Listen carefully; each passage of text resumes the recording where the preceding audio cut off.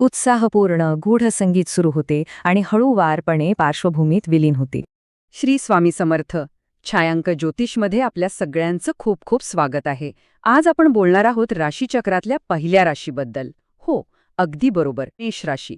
चला तर मग त्यांच्या स्वभावाच्या आत डोकावून बघूया. तर मेष राशीचं जे व्यक्तिमत्व आहे ना, ते मुख्यत्वे 3 गोष्टींवर आधारलेलं आहे. आणि यामागे कारण आहे मंगळ ग्रहाचा प्रभाव आणि त्यांचं अग्नितत्व. चला बघूया कसं घडतं या सगळ्यामधून एक जबरदस्त आकर्षक व्यक्तिमत्व. सगळ्यात पहिला आणि महत्वाचा गुण म्हणजे त्यांचा डॅशिंग स्वभाव, म्हणजे एकदम धाडसी. आता बघा, ह्या राशीचा स्वामी आहे मंगळ. त्यामुळे आव्हानं स्वीकारायला हे लोक कधीच मागेपुढे बघत नाहीत. त्यांच्या प्रत्येक कामात तुम्हाला एक वेगळाच आत्मविश्वास आणि जोश दिसेल. आणि हा जो धाडसीपणा आहे ना, तो त्यांच्या दुसऱ्या गुणाला म्हणजे त्यांच्या डायनॅमिक स्वभावाला आणखीनच वाढवतो. मेष रास ही अग्नितत्वाची आहे नाही का, त्यामुळे त्यांच्यात जणू काही ऊर्जेचा झराच असतो जो कधीच आटत नाही.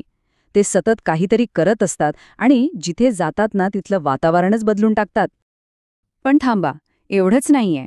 या धाडसी आणि ऊर्जावान स्वभावाच्या आत एक खूप हळवी, रोमॅन्टिक आणि रसिक बाजूसुद्धा लपलेली असते. हो, त्यांना सौंदर्य आणि कलेची खूप छान जाण असते.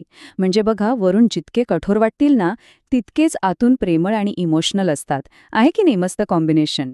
आता विचार करा, एका बाजूला मंगळाचं धाडस, दुसऱ्या बाजूला अग्नितत्वाची ऊर्जा आणि तिसरीकडे एक हळवं, प्रेमळ मन. जेव्हा हे सगळं एकत्र येतं, तेव्हा काय होत असेल? कसं व्यक्तिमत्व तयार होत असेल, नाही का? ह्याचं उत्तर ना एका खूपच इंटरेस्टिंग उदाहरणात दडलंय. चला तर एक असं उदाहरण बघूया जे या तिन्ही गुणांना एकदम परफेक्ट एकत्र बांधतं.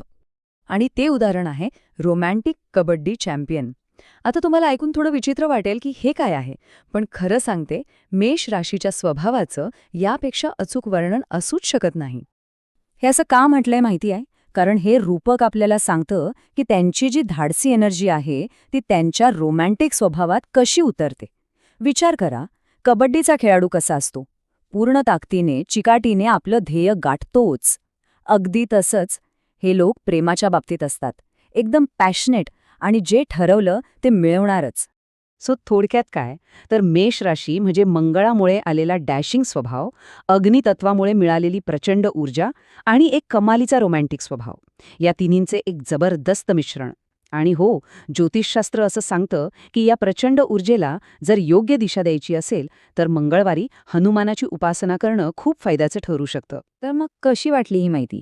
आठवून बघा बरं, तुमच्या आजूबाजूला आहेत का असे रोमॅन्टिक कबड्डी चॅम्पियन? नक्कीच असतील.